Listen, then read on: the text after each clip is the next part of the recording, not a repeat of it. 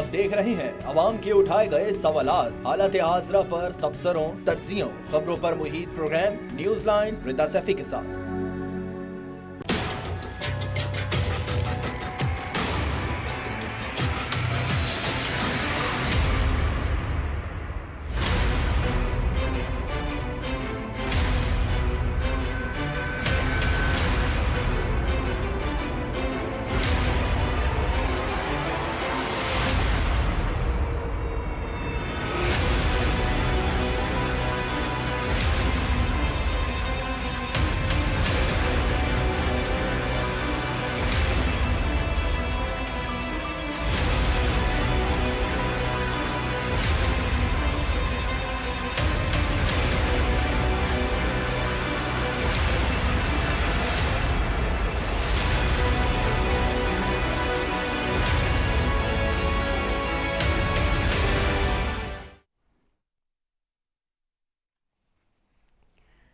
السلام علیکم، میں ہوں رضا سیفی۔ پاکستان 25 کروڑ سے زائد آبادی پر مشتمل ملک کو حالیہ برسوں میں معاشی چیلنجوں کا جو سامنا کرنا پڑ رہا ہے، قوم شدید معاشی بحران سے اس وقت دوچار ہے، جس کی وجوہات ذخائر کی کمی اور ناقابل تسخیر قرضوں کا بھاری بوجھ ہے۔ ملک اس وقت بڑھتی ہوئی مہنگائی، مختلف سیاسی جماعتوں کے درمیان سیاسی لڑائی اور دہشت گردی میں اضافے جیسے بڑھتے ہوئے چیلنجز کا سامنا کر رہا ہے۔ پاکستان کے بڑے بیرونی قرضوں کی ذمہ داریوں کے ساتھ ان عوامل نے قوم کو ڈیفالٹ کے خطرے میں ڈال دیا ہے۔ پاکستان کے حکمران ایک بار پھر کاسا لیے دنیا گھر میں گھوم رہے ہیں اور سخت شرائط پر قرضے لے کر دوبارہ اس خستہ حال ظالمانہ نظام کو جاری رکھنے کی کوشش کر رہے ہیں۔ ہر طرف نظر آ رہا ہے کہ معاشی نظام اتنی بری طرح ناکام ہو چکا ہے، کتنی اذیت اور بربریت پھیلا رہا ہے۔ ایشیائی ترقیاتی بینک نے ایشین ڈیولپمنٹ آؤٹ لک رپورٹ جاری کر دی۔ رپورٹ کے مطابق رواں مالی سال پاکستان میں مہنگائی کی شرح زیادہ رہے گی۔ پریشان کن بات یہ ہے کہ اب ہم مدد کے لیے دوست ممالک کی طرف بھی نہیں دیکھ سکتے، کیونکہ انہوں نے بھی ہری جھنڈی دکھا دی ہے۔ اسی حوالے سے کل وزیر خزانہ نے کیا کہا، یہ سنتے ہیں۔ But we do not have a choice but to کہ جی ہم we kick the can down the road. پہلے ہم کرتے رہے ہیں کہ جی یہاں سے مدد آ جائے گی، وہاں سے مدد آ جائے گی، یہاں سے ہو جائے گا، تو کہتے ہیں سال ایک اور گزر جائے گا، 2 سال اور گزر جائیں گے۔ That luxury, and fortunately that luxury we don't have available anymore. It's as simple as that. سوال اب یہ ہے کہ حالات میں بہتری کیسے آئے گی اور حالات کو اس نہج تک پہنچانے میں بڑا ہاتھ کس کا ہے؟ کیا عمران خان کی نہلی کی وجہ سے معیشت کا بیڑا غرق ہوا ہے، یا پھر عدم استحکام کی وجہ سے آنے والی حکومت نے معاشی بدحالی پیدا کی ہے؟ دوسری جانب بجلی کے بڑھتے ہوئے بلوں نے جینا دشوار بنا دیا ہے ایک عام آدمی کا، جس کے پیچھے آئی پی پیز کا بڑا ہاتھ ہے۔ اس کے پیچھے تو خان صاحب کا ہاتھ نہیں ہے۔ پرائیویٹ سیکٹر کی آئی پی پیز 36% کی اوسطاً صلاحیت پر کام کر رہے ہیں، پھر بھی 26.87 روپے فی یونٹ صلاحیت چارجز وصول کرتے ہیں۔ مثالی طور پر یہ چارجز تقریباً 8 روپے فی یونٹ ہونے چاہیے۔ اس کے نتیجے میں 700 ارب روپے کی سالانہ زائد ادائیگی ہوتی ہے، جس کے باعث بجلی شدید مہنگی ہو گئی ہے اور مزید مہنگی ہونے جا رہی ہے۔ بزنس ریکارڈ کے رپورٹ کے مطابق آئی ایم ایف نے موجودہ حکومت پر زور دیا ہے کہ معاشی ریفارمز کے لیے آپ کو پاور سیکٹر یعنی آئی پی پیز معاہدے اور آئی پی پی ساتھ کے اپنے معاہدوں کو تبدیل یعنی کہ ری وزٹ کرنے کی ضرورت ہے، جس کا مطلب آئی ایم ایف انہیں بتا رہا ہے کہ آئی پی پیز معاہدے اور بجلی کی بہت زیادہ ریٹ آپ کی معاشی ترقی میں بہت بڑی رکاوٹ ہے، انہیں تبدیل کریں تاکہ انڈسٹری کا پہیہ چلے، لیکن انہوں نے ایسا نہیں کیا اور عام عوام پر بوجھ ڈالتے رہے ہیں۔ اسی سب پر بات کریں گے۔ میرے ساتھ سب سے پہلے موجود ہے محمد اسفر احسن ہے، سابق وزیر برائے سرمایہ کاری ہیں۔ آپ کو خوش آمدید کہتی ہوں، بہت شکریہ اسفر کہ آپ نے جوائن کیا۔ اسفر، جیسے کہ اس وقت موجودہ صورتحال میں معاشی بحران کا سامنا ہے، معاشی چیلنجز کا سامنا ہے اور مہنگائی تو اس نہج پہ پہنچ گئی ہے کہ الامان الحفیظ لوگ اب پناہ مانگتے ڈھونڈ رہے ہیں۔ یہ آئی پی پیز کا معاملہ سب سے زیادہ اس وقت تکلیف دہ معاملہ ہے، آپ اس کو کیسے دیکھتے ہیں؟ مجھے بلانے کا میں اصل میں اس چیز کو نظر سے دیکھتا ہوں کہ آج پاکستان کی جو پاپولیشن کا سائز ہے ایز پر کرنٹ سینسس وہ اراؤنڈ 25 کروڑ ہے، اور 2047 میں جب we will be 100 years old Pakistan تو یہ 40 کروڑ کا سائز ہو جائے گا۔ Around 67% population under 30 years of age ہے۔ تو with a population of 250 million, 25 crore, we are world's 5th largest country. تو اس کا مطلب یہ ہوا کہ ہم کوئی اسمال یورپین یا مڈل ایسٹرن یا افریقن کنٹری نہیں ہے، دنیا کی 5ویں بڑی کنٹری ہے۔ انفارچونیٹلی اس ملک کا ایشو یہ ہے کہ یہ ملک کئی دہائیوں سے ایک ایڈہاکزم کا شکار ہے، ایک فائر فائٹنگ موڈ پہ ہم ہر وقت لگے رہتے ہیں، کوئی گورنمنٹ آئے کوئی گورنمنٹ جائے، ہم کوئی لانگ ٹرم پلان پہ کام نہیں کرتے، کوئی ایسی چیز ہم نہیں دیکھتے اکنامک سائٹ پہ یا کسی بھی ایریا میں جو کنٹینیوشن کے ساتھ چل سکے، جو 20-25 سال کا کنٹری کا پلان ہوتا ہے۔ تو اگر آپ کو چھوٹی کنٹری ہوتے تو چلو پھر آپ کچھ نہ کچھ افورڈ کر لیتے، لیکن with a population of 25 crore 250 million you can't manage this country on ad hoc policies and firefighting mode.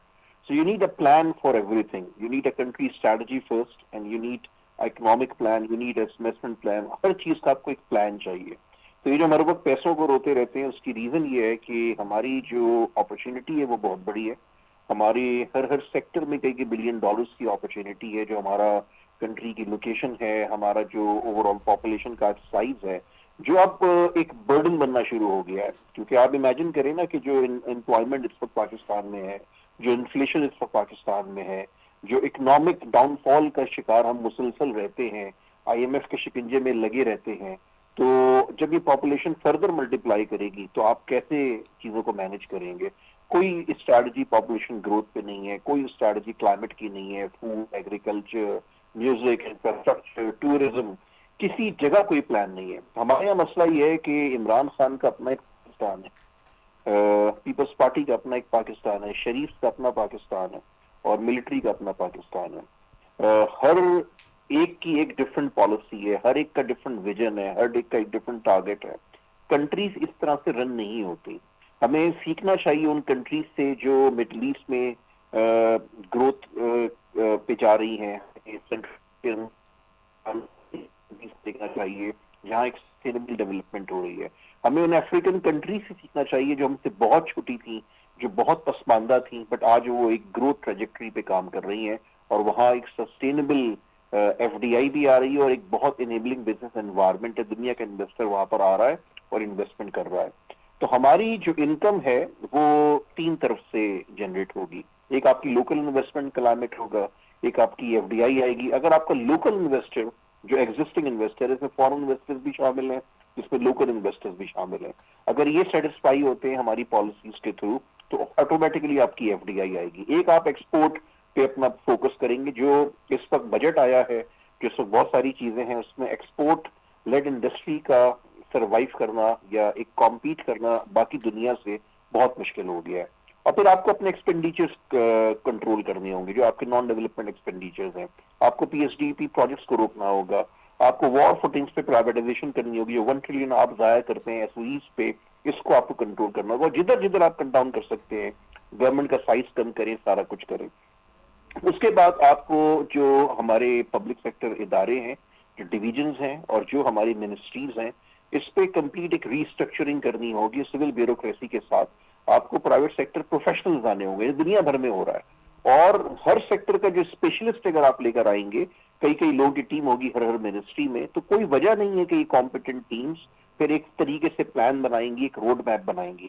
ہمیں ایک کولیبریٹو انوائرمنٹ کی ضرورت ہے امنگسٹ دی پولیٹیکل لیڈرشپ، جو ہماری پولیٹیکل گورنمنٹ، جس پارٹی کی بھی گورنمنٹ ہو، پھر بیوروکریسی ہے، پھر اس کے ساتھ آپ کا پرائیویٹ سیکٹر ہے جو بزنس کمیونٹی ہے، اینڈ دین آپ کی ملٹری ہے۔ تو یہ جب تک کولیبریٹو انوائرمنٹ میں ایک لانگ ٹرم اسٹریٹجی پہ کام نہیں کریں گے، یہ جو ریفارمز کی میں نے بات کی، جو ری اسٹرکچرنگ کی بات کی، جو پرائیویٹ سیکٹر پروفیشنلز کی انکلوژن کی میں نے بات کی، جب تک آپ یہ ساری چیزیں نہیں کریں گے، اس ملک کے لیے 20-25 سال کا پلان نہیں دیں گے، ہم یہ مسئلے مسائل کا شکار رہیں گے۔ اب یہ جو آپ نے پاور سیکٹر کی بات کی، اس میں 2 قسم کے ویوز آتے ہیں۔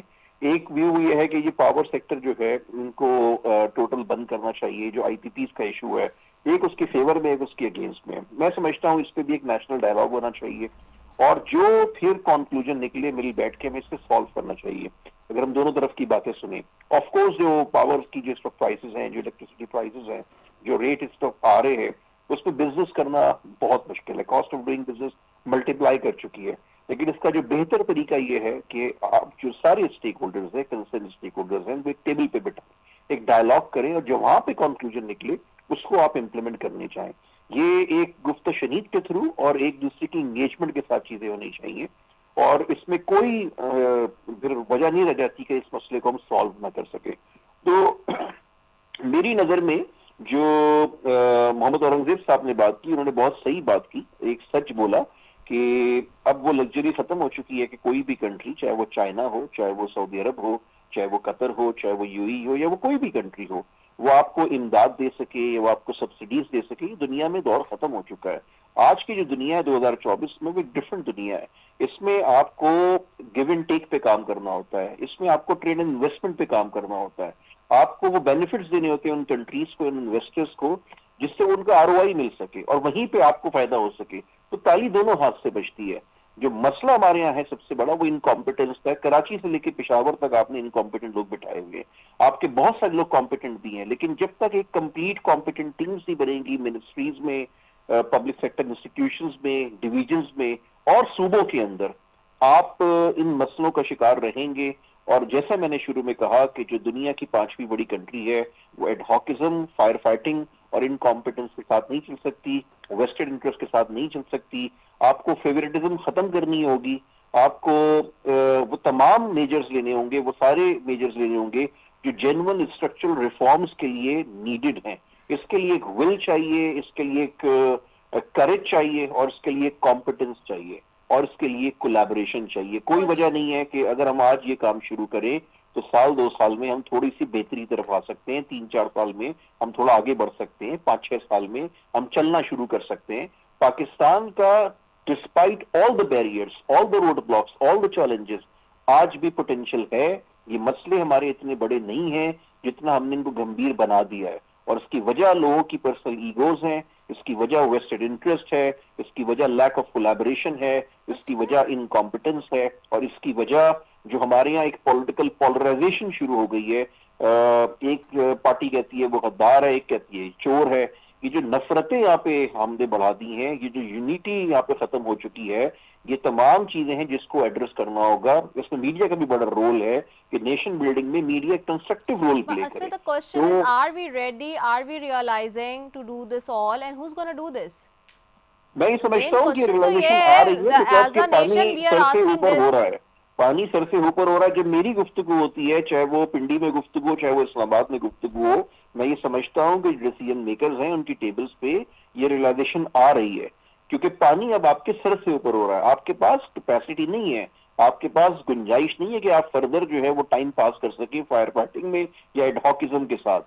تو یہ سب کا فرض بنتا ہے جو ساری یہاں کی پولیٹیکل Question is پارٹیز ہیں. again, Asfa, question is this, that of course abhi aapne bata di solution, and there are other people as well like you who are very competent in the country, who know how to do the things, but the question again raise up the same way کہ جی لوگوں میں realization ہے, اور اگر realization ہے تو پھر تو نظر آنا چاہیے نا. اتنے سال ہو گئے ابھی, جیسے کہ آپ نے اپنی بات کا آغاز کیا کہ بالکل ہم نظر 100 آنا چاہیے, سال کی ٹائم آ طرف گیا جا رہے نا, ہیں. کیونکہ اگر ابھی بھی نظر نہیں آئے گا تو پھر ہم کہیں کے نہیں رہیں گے. یہی جو this is the پوٹینشیل ہے point. وہ بھی ضائع ہوگا, اور لوگوں جو کا پانی ہے وہ سر سے اوپر ہو جائے گا. تو وہ ٹائم آ گیا ہے کہ باتوں سے ہٹ کے ایکشن کی ہاں طرف جایا جائے.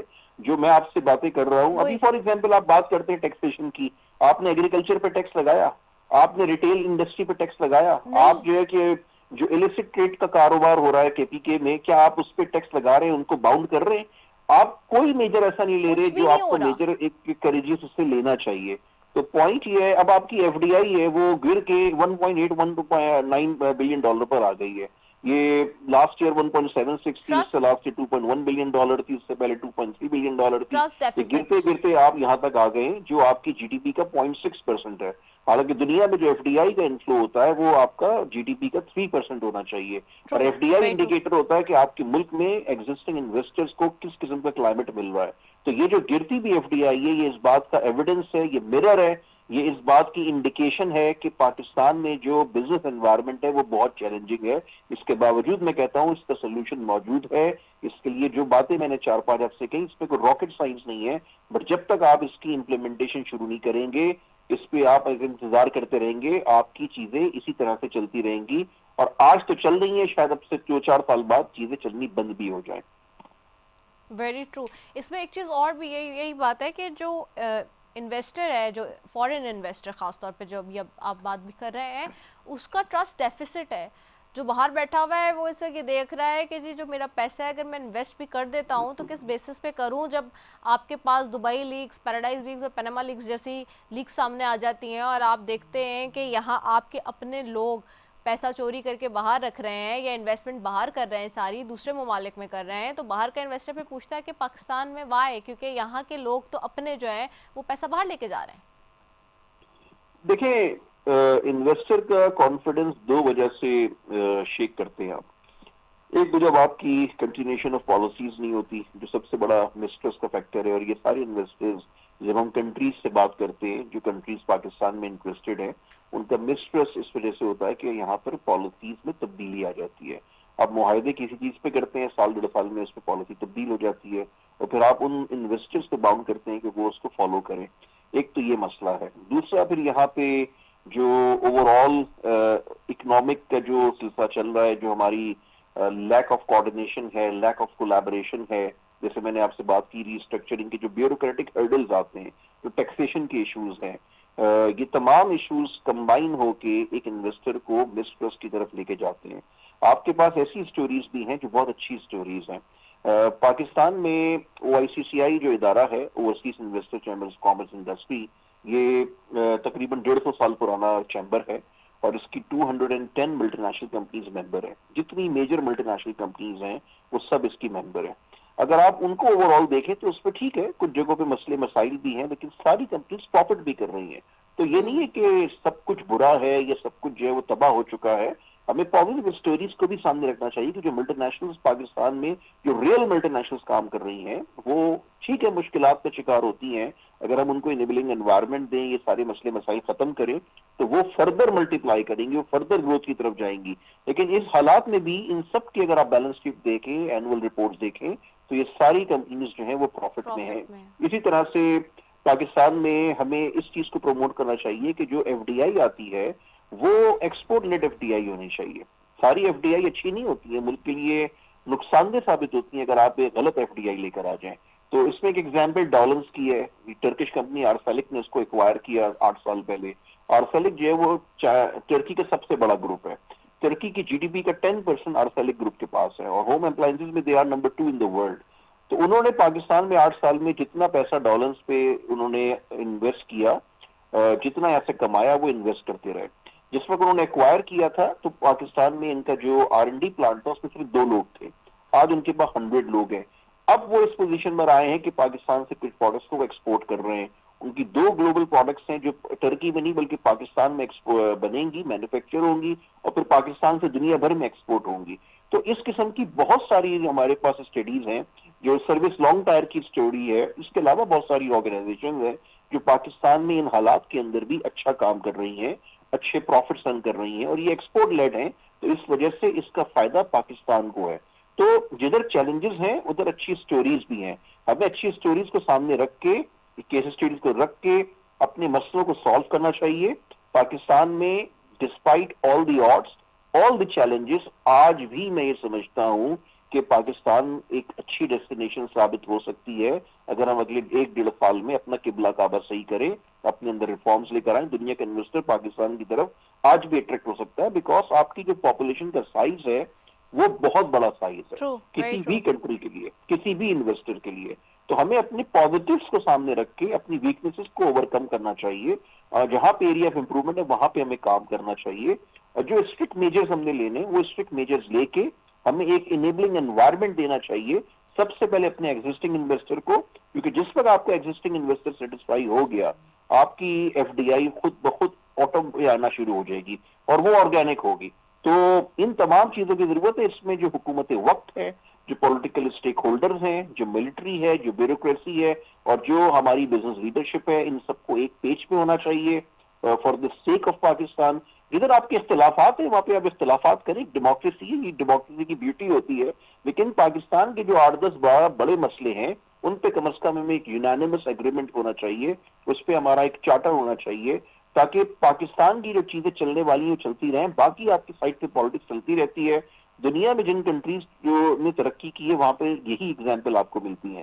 ازبکستان کی اگزامپل آپ کے سامنے ہے, بہت ساری افریقن کنٹریز کی اگزامپل آپ کے سامنے ہے, آپ بنگلہ دیش کی اگزامپل دیکھ لیں, آپ انڈیا کی اگزامپل دیکھ لیں. بہت شدید پالیٹکس ہوتی ہے, لیکن کنٹری کی جو اکانومی ہے, جو کنٹری کے سارے بڑے فیصلے ہیں, اس میں سارے ایک پیج پہ ہوتے ہیں. وہاں پہ ڈسکنٹینیوٹی نہیں آتی کسی گورنمنٹ کے جانے کے بعد یا کسی منسٹر کے جانے کے بعد. تو اب ایک چارٹر آف بزنس کی ضرورت ہے جس پہ جوائنٹ پارلیمنٹ سے آپ اس کو اپروو کرائیں, اس کے بعد آپ نیشنل سیکورٹی کونسل سے اپروو کرائیں. اس چارٹر آف بزنس کا درجہ کانسٹیٹیوشن والا درجہ ہونا چاہیے کہ کوئی گورنمنٹ آئے, کوئی گورنمنٹ جائے, کوئی منسٹر سیکرٹری آئے جائے, اس کے آنے جانے سے فرق نہیں پڑنا چاہیے. اگر یہ تمام چیزیں آپ کر لیں, اس کے تھرو آپ 8, 10, 11, 12 سال کی پالیسی کنٹینیوشن کی گارنٹی دے دیں, تو دنیا کا جو انویسٹر ہے اور وہ ساری کنٹریز جو پاکستان کی طرف دیکھتی ہیں, انویسٹ کرنا چاہتی ہیں, کوئی وجہ نہیں ہے کہ وہ پاکستان آ کے انویسٹ نہیں کریں گی. اچھا اسفر, ہاؤ ڈو یو سی کہ یہ کتنا امپورٹنٹ ہے, یہ جو لیکیجز جس کو کرپشن کہا جاتا ہے, جس کو لیکیجز کہا جاتا ہے اوور آل دنیا میں, یہ اس کو ایراڈیکیٹ کرنے کے لیے, اور دوسرا کہ جب تک یہ نہیں بند ہوگی تو آپ کو لگتا ہے کہ جو پالیسیز کی بات آپ کر رہے ہیں اور جو پالیسیز کی تسلسل کی بات کر رہے ہیں اس سے ہی معاملات حل ہو جائیں گے؟ دیکھیں, یہ اس وجہ سے لوگ پیسے لگاتے ہیں نا کہ آپ کی یہاں پہ جو پالیسی صحیح نہیں ہوتی, پرابلمز ہوتے ہیں, چیلنجز ہوتے ہیں, تو لوگ دیکھتے ہیں میرا سرمایہ کہاں پہ محفوظ ہے, کہاں پہ میں زیادہ ارننگز کر سکتا ہوں. آج آپ یہاں پہ انیبلنگ انوائرمنٹ دیں, لوگ یہاں پہ پیسے لگانا شروع کر دیں گے. تو اٹس ویری کرپشن یا سمپل جو ایکچولی. لیکیجز ہیں وہ میٹر نہیں کرتی اتنا؟ میں یہ سمجھتا ہوں کہ دیکھیں, ایک بڑی ڈیبیٹ ہے پاکستان میں کہ انکمپیٹنس سب سے بڑا مسئلہ ہے, کرپشن سب سے بڑا مسئلہ ہے. میری نظر میں انکمپیٹنس بڑا مسئلہ ہے. کرپشن میں آپ نے چند بلین ڈالر ضائع کیے ہوں گے, لیکن انکمپیٹنس کی وجہ سے آپ نے کئی سو بلین ڈالر کی اپرچونٹی ضائع کی, اور آج بھی کر رہے ہیں. تو وقت آ گیا ہے, جو میں نے بات کی ہے کہ جو ٹوین سٹیز کے ڈیسیجن میکرز ہیں وہ فیوریٹزم سے ہٹ کے ایک کمپیٹنٹ ٹیمز ڈیولپ کرنا شروع کریں, ہر منسٹری میں, ہر ڈویژن میں, پبلک سیکٹر انسٹیٹیوشنز میں, کراچی سے لے کے پشاور تک ہر جگہ پہ اگر آپ کی کمپیٹنٹ ٹیمز ہوں گی. اور پاکستان کی جو قوم ہے اس میں بڑے بلین لوگ موجود ہیں, چاہے وہ پاکستان میں بیسڈ ہیں, چاہے وہ اوورسیز پاکستانی ہیں. لیکن آپ ایک لانگ ٹرم جب نیریٹو بنائیں گے, لانگ ٹرم اسٹریٹجی پہ کام کریں گے, یہ فائر فائٹنگ موڈ جو 3 سے 6 مہینے کا ہوتا ہے اس کو ختم کریں گے, ایڈہاکزم کو آپ ختم کریں گے, تو پھر آپ ایک ٹریک پہ آنا شروع ہوں گے. جس وقت آپ ٹریک پہ آنا شروع ہوں گے, چیزیں چلنا شروع ہوں گی, یہی جو پاکستانی ہے یہ پاکستان میں انویسٹ کرنا شروع ہوں گے. یہ جو مسئلہ ہے یہ کوئی بہت راکٹ سائنس نہیں ہے, یہ اس کی امپلیمنٹیشن بالکل ہارڈ ہے, لیکن it's about the will, it's about the competence, it's about the collaboration. تو یہ کچھ بنیادی ریزنز ہیں جس پہ ہمیں ایک نیریٹو بلڈنگ کرنی چاہیے, اور یہ پریشر ہمیں صحیح. بلڈ کرنا چاہیے for the decision makers of our universities کہ وہ ان چیزوں کو سوچیں اور اس پہ امپلیمنٹ کریں. True. Thank you so very much. Muhammad Asfar Ahsan سابق وزیر برائے سرمایہ کاری ہمارے ساتھ موجود تھے اور کہہ رہے تھے کہ جی ایڈ ہاک بیسس پہ جو چیزیں ہیں ان کو توڑنے کے لیے ایک لانگ ٹرم پلان اور لانگ ٹرم پالیسیز کی اشد ضرورت ہے پاکستان میں, جس کے لیے سب کو ایفرٹ کرنی پڑے گی اور سب کو اپنا کردار ادا کرنا پڑے گا. اسی کے ساتھ جو اپنی میزبان بصفی کو دیجیے اجازت. پاکستان زندہ باد.